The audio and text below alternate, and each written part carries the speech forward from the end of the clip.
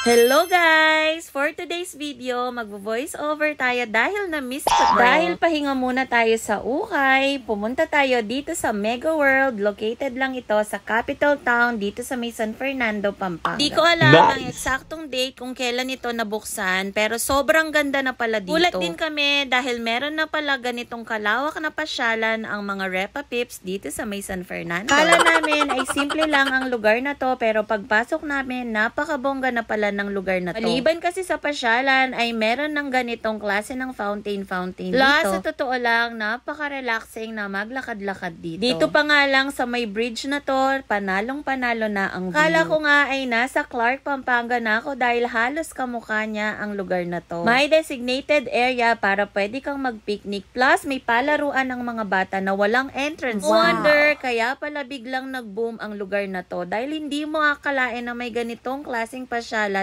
dito sa may Mega World. Imagine, pupunta ka dito, magre-relax, kasama mo ang anak mo, makakapaglaro pa siya ng libre. Ay, totoo lang, napaka-instagramable ng lugar, akala mo'y nasa Manila ka nan talaga. Hindi ka mahihiyang kumuha ng mga picture dahil napakaganda talaga ng lugar. Plus, lahat ng mga nandito ay nagpipicture din. No worries nga pala sa pagkain dahil meron ditong mahabang food court na pwede kang bumili ng kahit anong food na gustuhin mo. May mga street foods, chow fan, mga samyupsal, mga shake, milk tea, coffee, takoyaki, mga churros, at marami pang Sobrang ganda rin ng setup nila dito, hindi ka mababasa sa ulan. Kaya sa weekends, dali nyo na ang inyong mga junakis dahil panigurado mag-e-enjoy kayong magpapamilya.